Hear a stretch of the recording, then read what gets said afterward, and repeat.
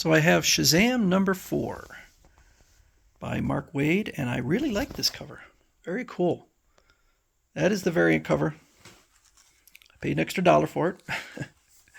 I've been very critical of this series, but I can tell you that I would not even have started the series were I not such a big Captain Marvel fan. So that is why I even gave it a chance, because I am not giving too many series a chance at this point. So when last we left off, and mind you, again, I do not avoid spoilers, so just let it be known. Captain Marvel had gone to the moon. Now, he had vowed not to change back into Captain Marvel anymore because the gods are messing around with him and causing him problems. But he had a serious situation, so felt compelled to change to Captain Marvel and was told that someone on the moon was producing an atomic bomb or something like that. And so he went up there to investigate. It's Gargoax, who was an old Doom Patrol villain and kind of a cool looking character. I like the look of Gargoax. And so he is the Emperor of the Moon. And there's some funniness in here. Captain Marvel's asking, why do you need to be an emperor on the moon? And so it becomes clear that Captain Marvel has been manipulated.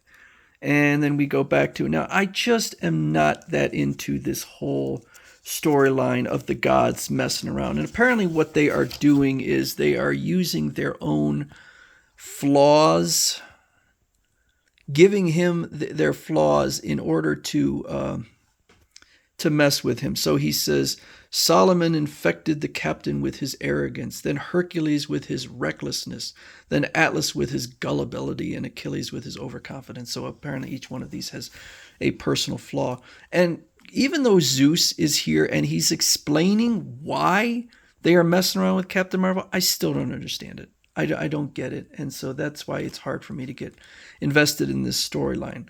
However, just to get back to here with Gargoax. So Gargoax has a partner, Queen Bee. Now, Gargoax is a very obscure villain. Queen Bee is a much more well-known villain, and she is extremely powerful, particularly because she has mind control. And so she's always been regarded as very tough. Now, the gorilla city on which led Captain Marvel to the moon, they've decided they don't think Captain Marvel is up to the task, so they decide they're gonna invade the moon themselves. So this is cool. I just like the gorillas in spacesuits flying up to the moon. I just kind of dig that. And so mostly it's kind of dialogue talking about, she's kind of into Captain Marvel. And but she's very manipulative. That's her thing. She has mind control. She's manipulative, and I don't think it's her. I don't think it's her controlling Captain Marvel now. It's the gods again, and so I guess it's Zeus now controlling him. So I don't know if that's one of Zeus's weaknesses. And I guess Solomon, who is the only one of the six that is not a god, he does not seem to appreciate what's going on. So Captain Marvel, who is Billy Batson in adult form, superpowered adult form. So I don't know how old Billy Batson is supposed to be here, but he is being controlled, but he knows that this is wrong. And I guess this is about to be his first kiss. And rather than do it, he speaks his magic word and changes back to Billy Batson, breaking the mind control. And so Gargoax is there and says, Queen Thief, you've aged backwards now. Ah, well, now you're easier to kill. And then the gorillas attack.